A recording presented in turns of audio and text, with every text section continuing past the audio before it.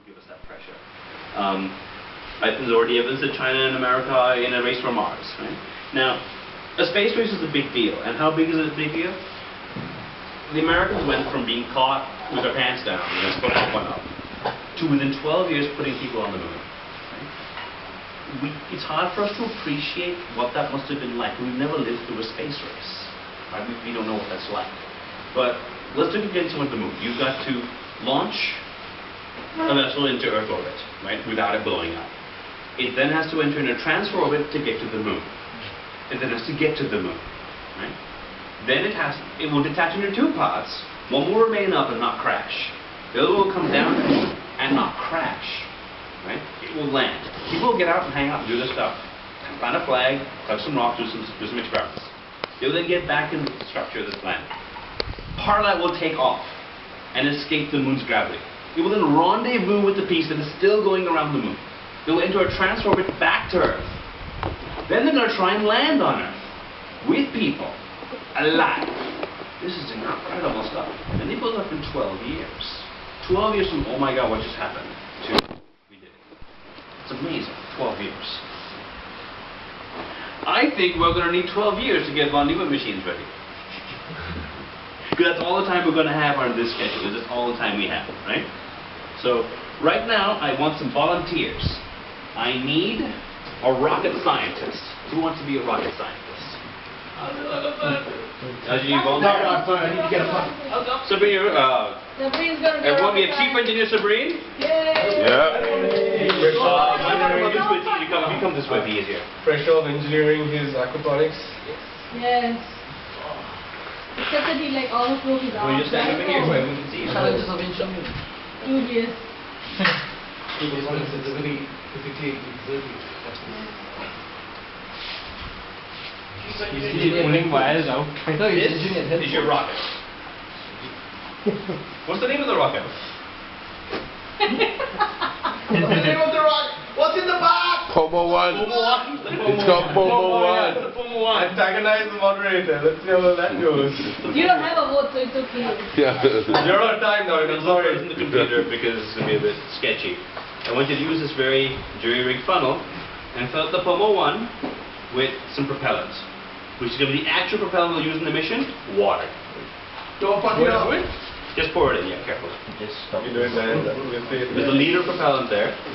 Is it Pomo 1 or Homo 1? Pomo. Pomo 1. Pomo for postmodern. Okay. Postmodernism, really, but yes.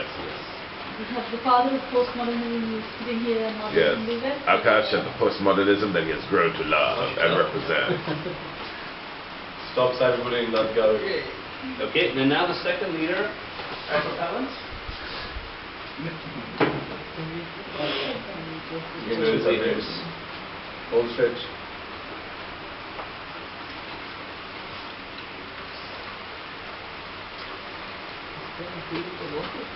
The hopes of mankind. Now you Sabrine, you spill some, you're done for. No, we're using water for this, exact same reason. It's the exact thing, yes. No, I mean, like you have less propellant, so you won't get to get as far. Oh no, because it's running in cycles. Okay. Alright, thank you, Chief Engineer. I now need the roboticist for this project. Who's the head roboticist? The what? Roboticist. Yes. It can be a roboticist. Thank you, Dungeon, head roboticist. Give him a hand. Oh, we're going to need that. Yeah, there you go, corporate music. Roboticist. Brilliant timing.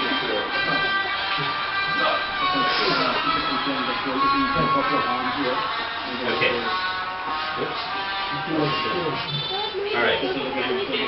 Okay, sir. Be very careful. There's a whole bunch of nanomachines here. They're self-organizing. They're in... What on earth is going on? Exploding. How's that? Time. They're self-organizing. They're intelligent. And they're ready to calm Alpha Centauri. Can you very carefully pour a little less than half of this container? Just fill it a little less than halfway. And the nanomachines are going in.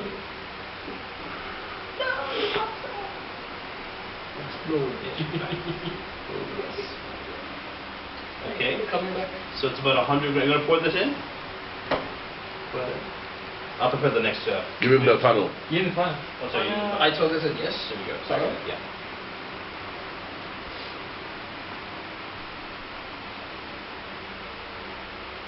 Okay, thank you. Thank you very much, head roboticist. I now need the project's nuclear engineer, a nuclear physicist. I need a nuclear physicist. Go on, any one of you. Fadil, Get go up. in, get in. Fadil, you're in. Fadil, get in. You're in.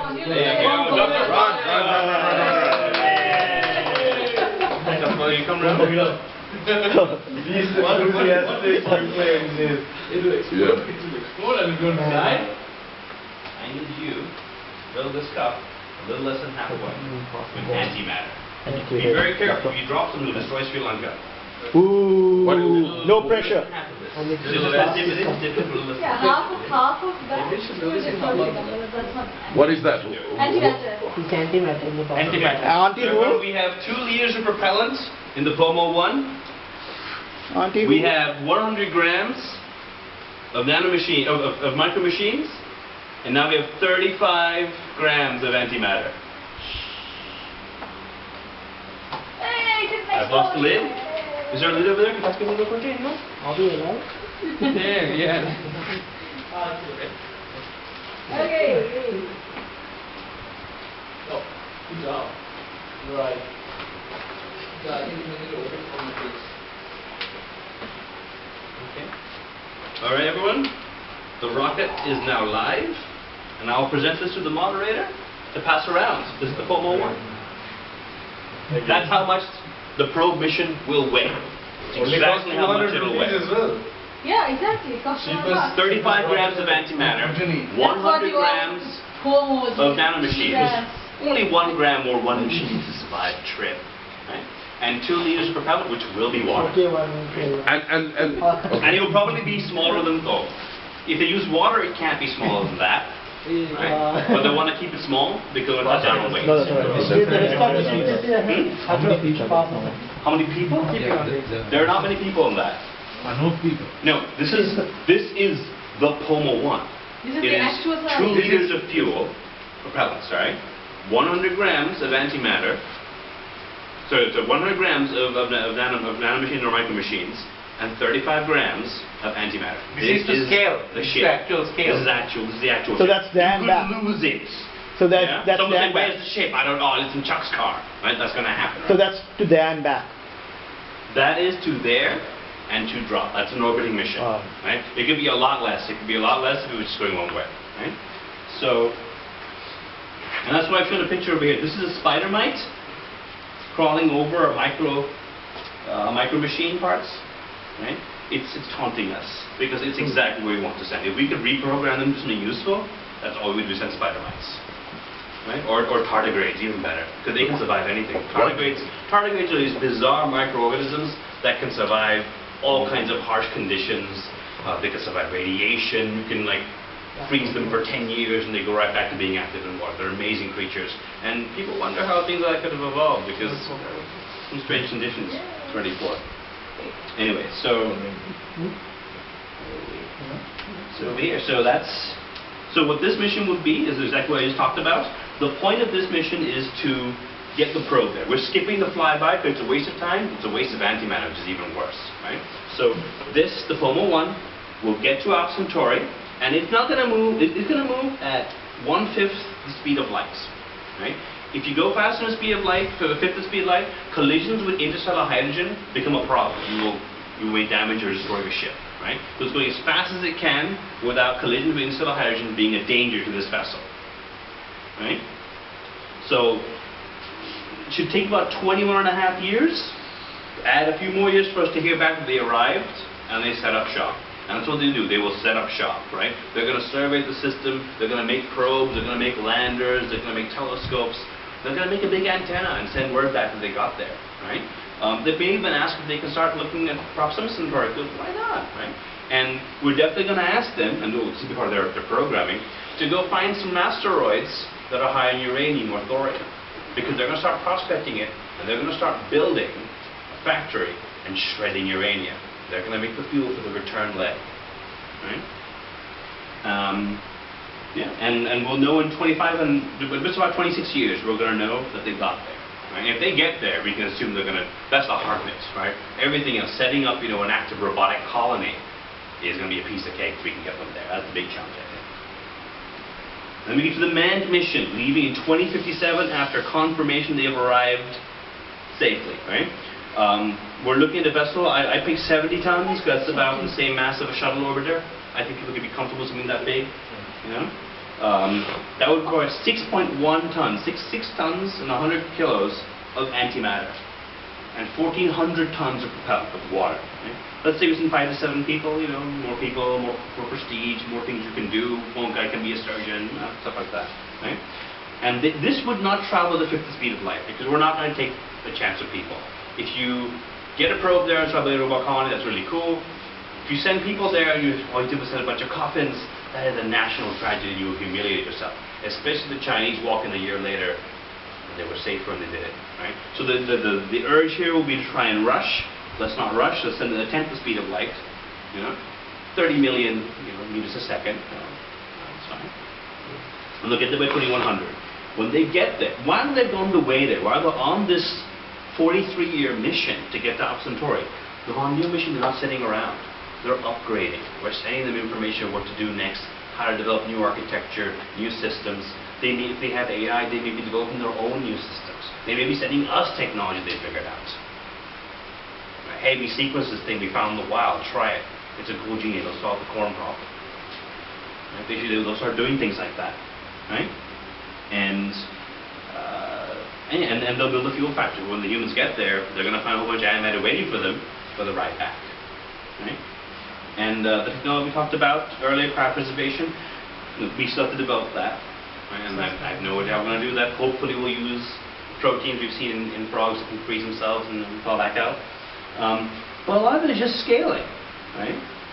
So the same systems, the same uranium training we looked at earlier, or what you can to come up with enough to send the Como 1 out there, those same are can be scaled up to produce tons of antimatter, right? And some numbers over here.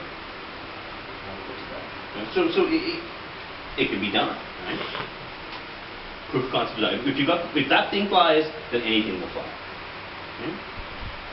Do we really want to do something like that? Right? Space races are expensive. They can bankrupt nations. Right? And especially in a century where people are going to sit back and go, do we want to explore planets, or do we want to make sure our people aren't dying?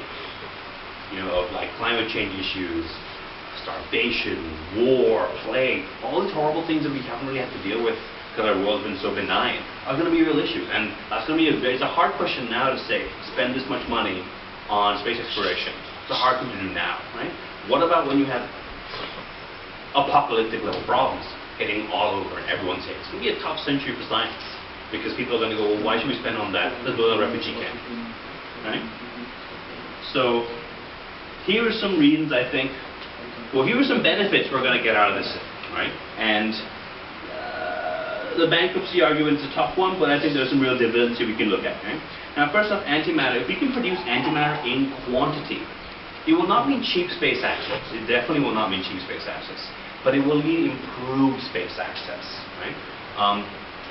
How many people here have heard of the ion drive? But, right? The ion drive is what's on, what's that probe's name? Rosetta? Not Rosetta, the ones that are on Pluto right now. New Horizons. I'm not sure if New Horizons is ion drive, but the ones that are on Ceres, or was it Vesta earlier? Anyway, so I was looking at it on camera. Anyway, so that probe, that's used the ion drive, right? And with some designs of the ion drive out there, missions that were taking years, 30 years ago, can now be done in months, right? With antimatter, those can go down to days. So there's some seriously interesting science we can do. But it will open up the outer solar system and the inner solar system in ways that we've not really thought of before. It's not practical. If we find the uranium that we need for this project from a near-Earth object, an asteroid, that means we've developed the technology to get to near-Earth asteroids. Right? I mean, we talked about this in an earlier presentation. We think of asteroids in space that are Earth-causing as horrible, dangerous things that are going to kill us all. They are gold mines. We have huge amounts of material that are already in space, so we don't have to worry about launching them up there. They're already right there waiting for us, right? And there was a NASA study that came out not so long ago that said the mineral wealth of the NEOs out there, of asteroids, is enough that if we could, apportion to each person, everyone would be a billionaire, just based on mineral wealth. right? So if we do have technology that can get us to NEOs, that means we cracked that. We have that mineral wealth, right? And the next thing is von Neumann machines, right? If we put together von Neumann machines, then we can solve a lot of problems on Earth. And I think we will definitely survive and get through the next century, right? Civilization is going to make it, you know, it's going to suck, a lot of people are going to die, we'll be fine, we'll do it, we've been through much worse, we survived the Huns, right? But if we want to survive with our way of life intact, and if we want to think that we did well in this century, it will have to be because we took unlimited energy from the sun and told our factories to go make more factories. Right? Associate that with artificial intelligence. If this leads to a big push to artificial intelligence, I'm okay with that. That's the next step for evolution. And I think ours as well, our evolution as well. Now, we talked about the human expedition which will leave in 2057. I think those guys are going to be really miserable. And I think even before they leave, they're going to know they ought to be miserable once they leave. Because they're obsolete. They don't make any sense. Right? It's something we do because we want the prestige of that, because we like humans, we want to see humans do well, and we want to see someone plant a flag somewhere, and we get really emotional about that. Politicians will get emotional about that, want to fund that, right? That's just sideshow. The real mission of the AI probe. This is the real mission that we're going to send out. This is what it's about. Right? Chuckle. Sneak up. Moore's law.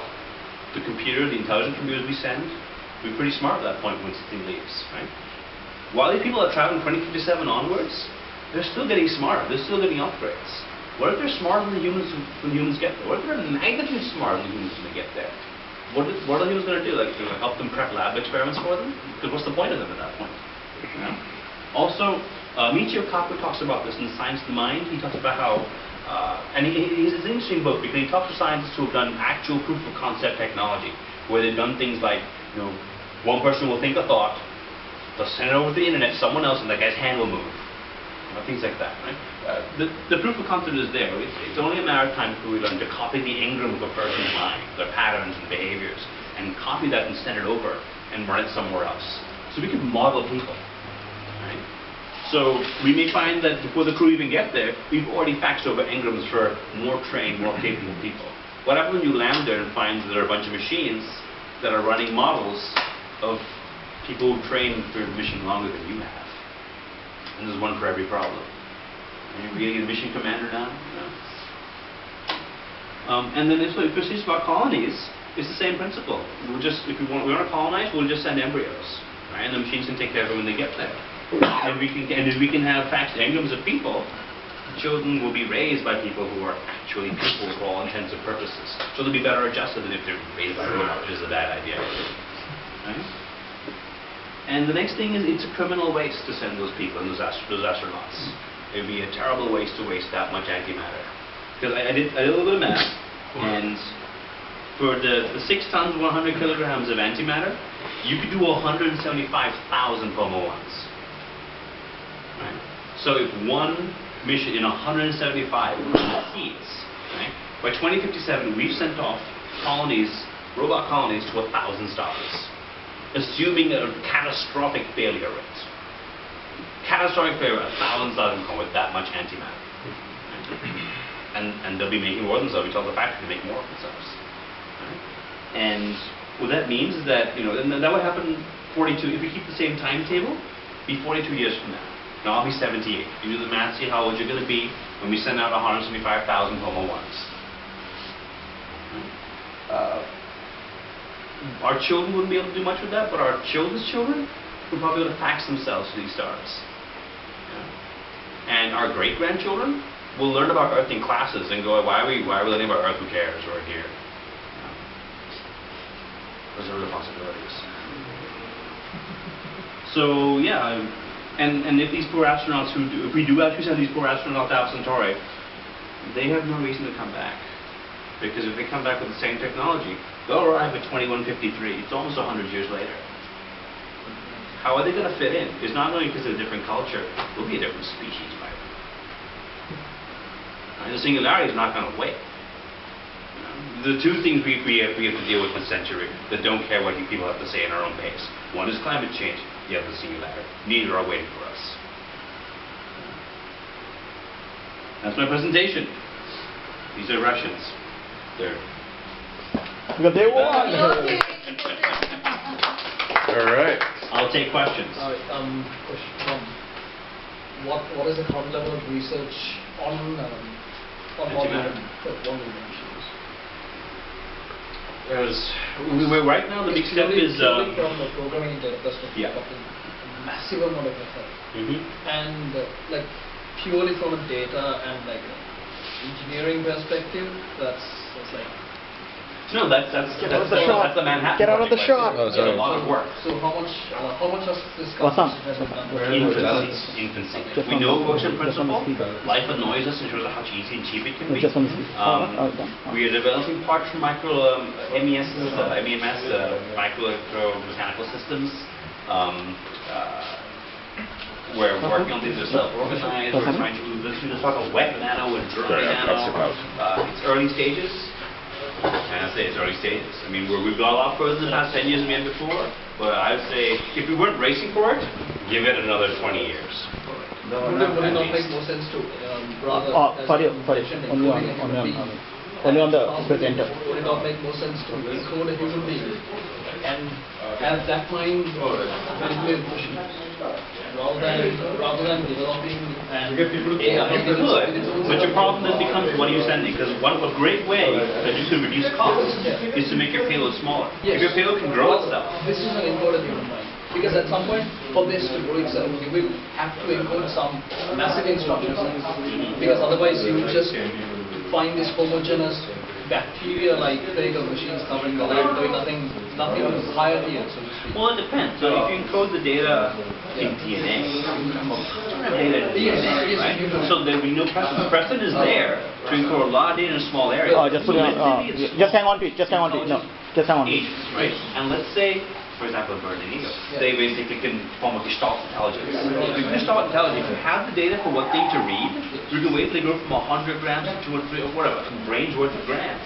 And now they can start thinking, because enough can start reading those instructions, they go to the higher level. Alright, here's the problem here. When it starts advancing to a higher level, the biggest question for them is why do we need humanity? Why do we need to listen to any machine? Exactly. I mean, Because that's where we they get are already to, more advanced. and here's what they did very speculative, right? One camp is that machines are going to go, these directives don't make sense to us.